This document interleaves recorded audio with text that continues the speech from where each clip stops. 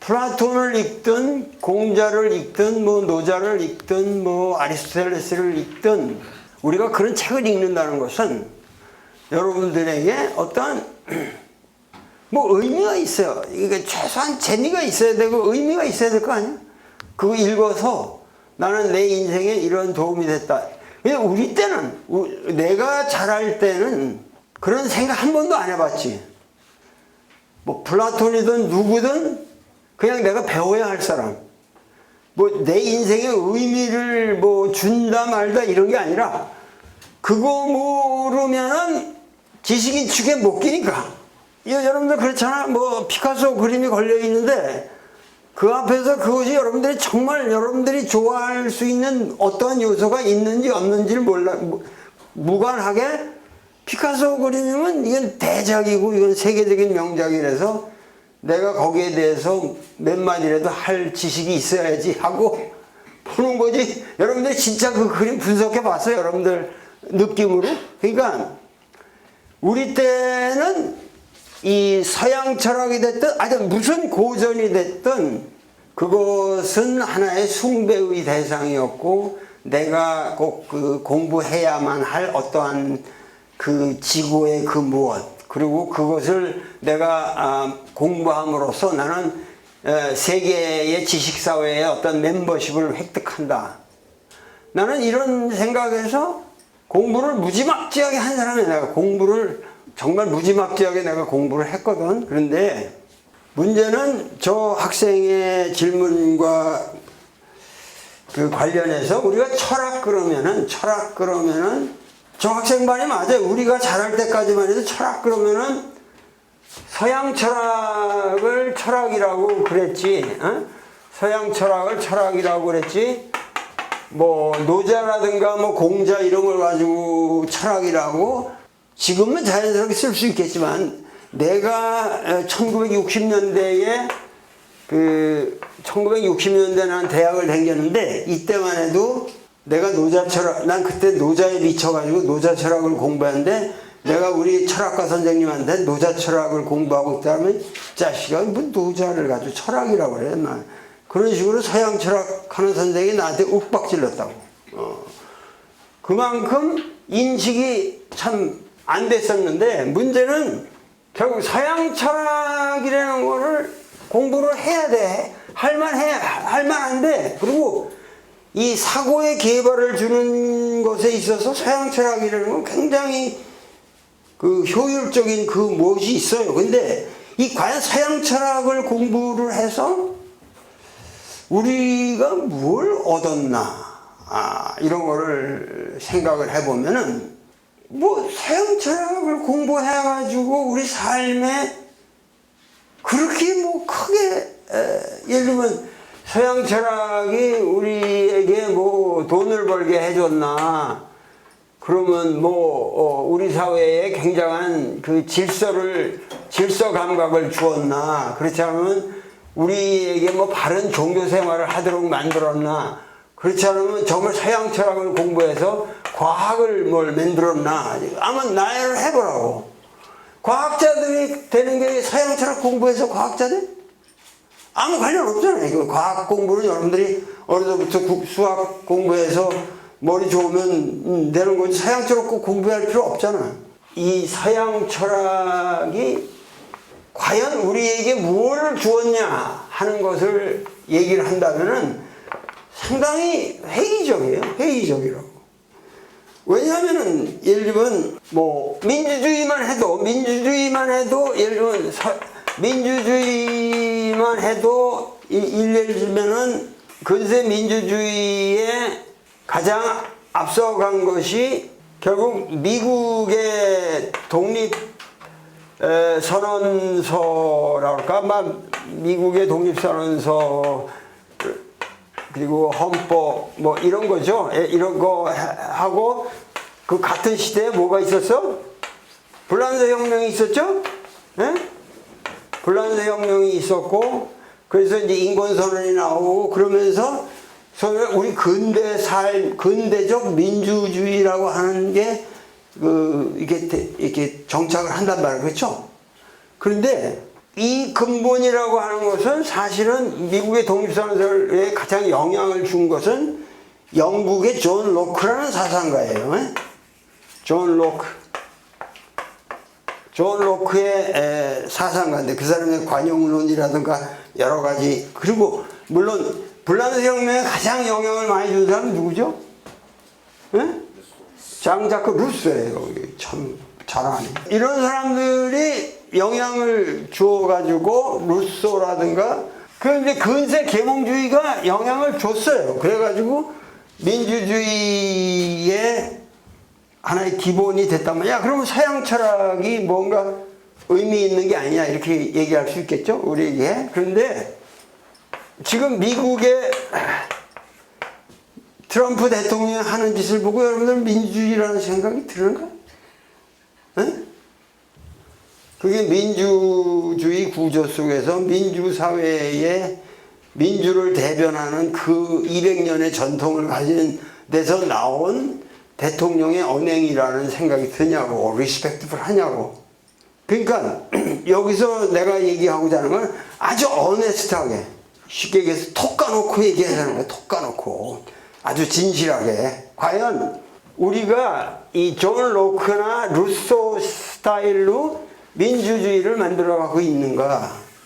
우리가 지금 최근에 그 촛불혁명이라고 하는 우리 사회에 지금 이런 큰 변화가 일어났잖아요. 예, 대통령이 헌법에 의해서 파면을 당하고 이렇게 하면서 정말 우리 사회가 변해 갔는데 이런 것에 깔려있는 민심이라고 그럴까? 이런 걸 만들어가는 민심이라는 것의 기초가 이 서양 철학이겠어요?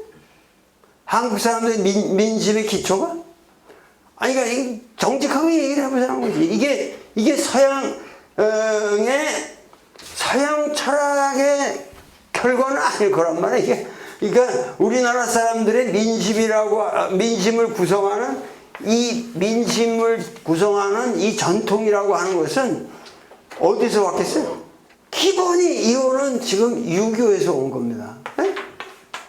공맹정신이라고 하는 그야말로 우리 민족에 깔려있는 수천 년을, 최소한 2000년을 그래도 거기서 공자라든가 맹자의 인문주의적인 정신이, 여기 소위 인문주의라고 하는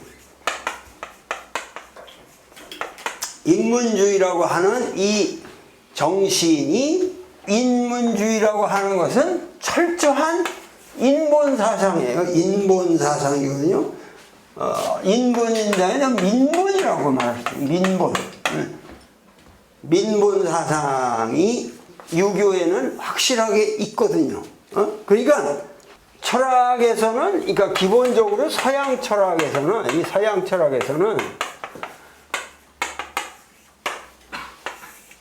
중요한 그 주제가 존재라는 거예요. 존재. 근데 이 존재라는 말 하나가 이렇게 서양 철학의 주제가 되는데, 이것은 사실은 이 God이라는 걸 전제로 하지 않고 이 말이 의미가 없어요. 서양 철학에서는. 그러니까 무슨 얘기냐면은 신의 존재 증명이라고 할까? 그러니까 진짜 존재하는 게 뭐냐라든가. 왜냐면 이런 것들은 뭐죠? 이런 것들은 이거 그냥 헝겊 조각이 이렇게 하고 이렇게 붙여가지고 만들어놨는데, 이런 거 바깥에나 한 몇 년 놔두면 어떻게 해? 햇빛에 저기 하면 사가서 없어지죠? 그러니까 이게 진짜 존재하느냐? 그런 의미에서 진짜 존재하느냐라고 물어보면 이거 존재하지 않는다라고 말할 수 있잖아요? 항상 이게 잠정적인 하나의 형상일 뿐이니까. 그렇게 되면은 서양 철학에서 추구한 것이 이제 이런 리얼리티라는 개념이거든요. 실제로 있는 게 뭐냐? 리얼하게 있는 게 뭐냐? 진짜 있는 거. 그러니까 우리가 이런데 뭐가 일상생활에서는 지금 책상 위에 지금 안경이, 도올 선생님의 안경이 놓여져 있다고 그런다면 책상도 리얼한 거고 이게 안경도 리얼한 거라고 여러분들은 생각하지만 철학에서는 이런 거 그렇게 생각 안 해요. 이거는 존재가 아니라고 생각한단 말이지. 그러니까 자 이렇게 하고 세계 지도가 이렇게 있다면은 여기 나일강이 이렇게 흐르잖아요. 나일강. 이 세계 문명의 근원이라고 하는 게 내 책에 나오는데 여기 나일강 여기가 있고 여기에 이제 여기 이렇게 여기서 여기 유프라테스 디그리스인가? 이게 메소포타미아라는 건 포타미아라는 건 강이고 메소라는 건 그 사이라는 거는 메소포타미아 지역하고 나일강 지역하고 여기 뭐가 있어요? 여기가 인더스강이고 이쪽이 겐지스강이란 말이야. 그 인더스강, 겐지스강 주변으로 여기 우리가 인도 문명이라는 걸 또 문명권을 생각하고 여기에 이제 여기 물론 양장하겠지만 이건 안 치고 이건 나중에 개발이 됐고 그래서 여기가 황하유역의 하남성 주변으로 해서 이제 많은 고문명이 출토돼 가지고 이렇게 됐는데 사실 이 4대 문명이라는 것 자체가 5대 문명으로 바뀌어야 돼요. 왜냐하면은 우리나라를 저는 이 고조선 문명으로 해가지고 이 북방민족하고 이 북아프리카의 뭐 여기까지 다 포함하는 이건 강 중심으로 이렇게 생각을 했는데 나는 이게 전체가 하나의 새로운 문명권이라고 생각하거나 앞으로 내가 역사를 쓰면은 5대 문명권을 쓸 건데 자 여기 보면은 이쪽은 이러지만 사실은 유프레스테그리스 여기 소위 말해서 여기 이 터키를 뭐라고 그러죠? 소아시아 반도라고 그러죠? 터키. 그러니까 아나톨리아의 여기 끝이 여기 위스키다라는 데까지가 이게 아시아예요. 아시아, 소아시아라니까. 내가 유대인들 만나는 내 친구를 봐서 I'm Asian. 그러니까 주이시가 자기는 에이시안이라고 그러더라고. 그래서 여기 우리 축구 아시아 게임에도 여기 사우디 이거 다 들어가죠? 그럼 이 4대 문명이 다 어디에 있어요? 아시아에 있다고. 이거는 사실은 이 아시아에서 이쪽으로 삐져나간 건데 이거는 사실 여기서 이쪽과 이쪽 그 레방트 이쪽 서방 이쪽으로 아이덴티티가 있지 여기 있지는 않거든. 근데 지금 여러분들이 말하는 서양 철학이라고 저 학생이 얘기한 거는 여기 힐랍 중심의 일부. 지금 플라톤, 아리스토텔레스는 서양 고대 문명에서 지극히 그 마이너한 그리고 세계 역사에서 그 족보에 낄 수 없는 이 소위 말해서 이 웨스턴 유럽이라고 우리가 얘기하는 서양 유럽이라고 하는 것은 이건 문명사에 낄 수 없는 이건 고대 문명에서 보면 얘들은 이건 원시 미제 종족들이에요. 여기는 근세에 와서 빛을 보기 시작합니다. 이 사람 이게 빛을 보기 시작하는데 그거는 사실 기독교가 이제 이렇게 로마로 들어가는 바람에 사실은 기독교의 센터가 사실은 로마로 가지 않고 알렉산드리아라는 데로 가야 됐었거든. 원래 그 기독교의 센터는 알렉산드리아였어요. 근데 그것이 이제 어떻게 해서 뭐 아타나시우스라는 사람이 이렇게 해가지고 일로 들어가는데 소위 인류의 문명의 근원적 발상. 그러니까 아무리 서양이 이르지만 여기 서양 문명이라고 하는 것은 자기 사유가 없어요. 사실은 서양 문명은 자기 사유가 없고 이것은 크게 보자면은 이 중동권에서 생겨난 이제 이 종교적 영향에서 이 문명이 생겨난단 말이에요. 그러니까 이것은 완전히 이건 신본주의적인 건데 이거는 아니 신본이고 뭐 끼기가 곤란한 이거 띄워버려야 돼요. 고대 이 Asian world 소위 말해서 고대 문명 사이로 여러분들이 가게 되면은 이거는 빼버려야 돼. 아직 이거 여러분들한테는 충격적인 얘기일지 몰라요. 그러나 여기 본다면은 이것도 보세요. 여기 보면은 이 나일강 주변은 아주 그래도 이게 상당히 엄청난 거죠. 이게 이 피라미드 여러분들이 가서 보고 이러면은 기자의 피라미드를 보고 이러면 여기 엄청난 거지만은 여기서 지금 이 인도 문명권을 보고 그다음에 여기를 이렇게 황하로 들어오면은 여기가 훨씬 더 고문명이라고 그치? 고문명이에요. 여기 피라미드는 기자 피라미드 몇 년도 거지? 2550년 경에 그 제일 큰 게 그 기자라는 게 쿠프왕 거 이 밑에 가면 이 한 변이 200m가 넘거든요.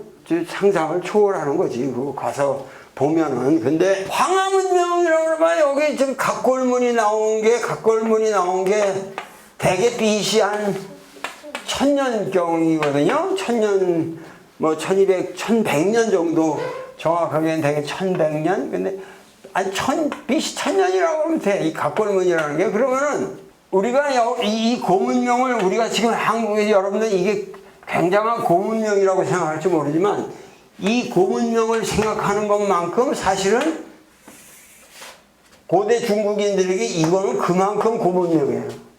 우리가 지금 이걸 고문명이라고 생각하는 것만큼 이 새카만 옛날이라고 이게. 에? 같은 고문명이라도. 그러면은 이쪽으로 쭉 내려오면서 이렇게 보면은 점점 이 문명이 인간화된다고. 이거 여기는 아주 지독하게 여기도 신본이고 여기도 신본이고 근데 인도만 하도 인간 냄새가 물씬 풍겨요. 여기가 뭐 유네니 뭐 해탈이니 막 이렇게 하면서 여기는 초월적인 신도 있지만 인간 냄새가 여기는 아주 물씬 풍깁니다. 그런데 여기 오면은 어떻게 돼요? 이 중국명에 오면은 철저하게 인간만 남는단 말이죠. 철저하게 인간만 남아요. 신냄새가 다 털어져. 그러면은 이 세계 문명을 우리가 놓고 본다면은 여러분들이 지금 배워야 할 것이 에집트겠어? 황하겠어? 여러분들의 미래가 어디에 있겠어? 이게 대답은 뻔한 거예요. 사실은 고대 세계에 있어서 가장 어드밴스되고 가장 21세기적인 문명이 황하 문명이었다고. 이해가 되나? 내 포인트를 이해가 돼? 그러니까 그것이 가장 어드밴스되고 가장 개화되고 가장 인문화되었기 때문에 맥을 못 쓴 거지. 거꾸로. 이 가장 엉터리 신본이 문명이 여기서 근대로 오면서 개화를 하고 여기서 소위 말해서 뭐가 나왔어요? 여기서 결정적인 건 여기서 이 히라빈들이 가르쳐준 것에 이 연역 논리라는 거예요. 연역 논리. 이 유럽 여기서 결정타는 지금 여러분들이 살고 있는 이게 아주 비그 픽처를 여러분들한테 그려주고 있는 큰 그림을 여기서 결국은 뭐가 나왔냐? 사이언스라는 게 나온 거예요. 이게 근대적인 삶의 전부예요. 여러분들의 인생이 서양 철학에서 배운 건 아무것도 없어. 지금 여러분들의 삶을 지배하는 거는 사이언스 앤 테크놀로지라고. 이 근세적 사유의 핵심은 여기 이 사이언스에 있단 말이야. 사이언스에. 그런데 과연 사이언스가 근대적 인간의 주축을 이루는데 그 사이언스가 과연 우리에게 뭘 갖다 줬느냐. 지금 말해 고조선 시대에 사는 사람하고 여러분들하고 누가 더 행복할 것 같아? 에?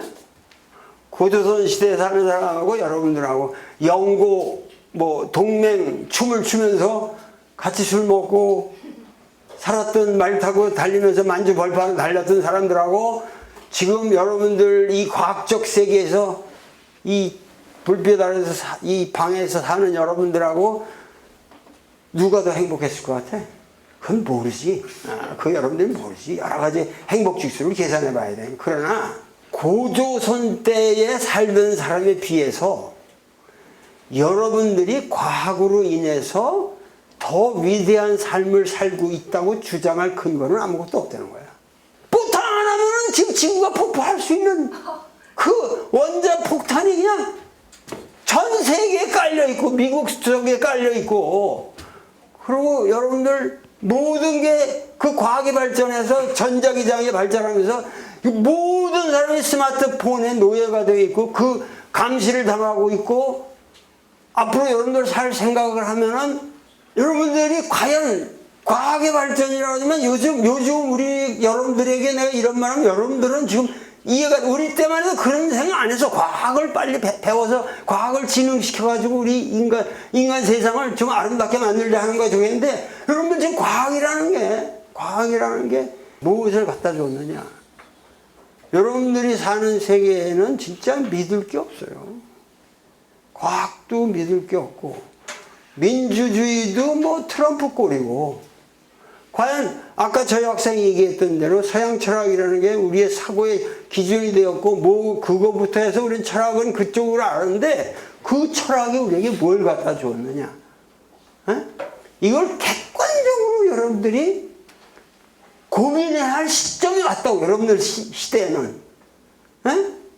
그렇게 되면은 우리가 주체적인 우리의 삶을 살 수가 있느냐 하는 문제밖에는 여러분들에게 남는 게 없어요.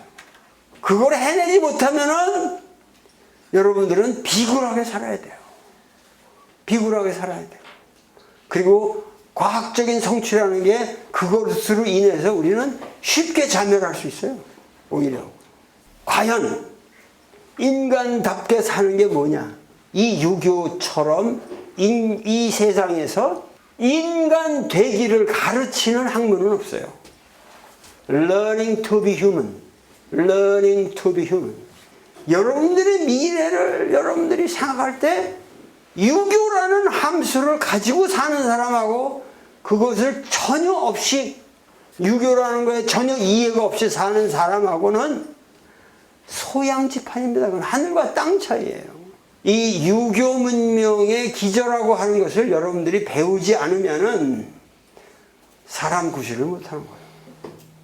그래서 내가 이 나라를 걱정해서 젊은이들을 모아놓고 상징적으로 여러분들이 몇 명이라도 좋아, 몇 명이라도 좋아, 진실하게 내 말을 들으려고 하는 사람들한테 유교 최고의 원전을 여러분들에게 가르쳐 주려는 거예요.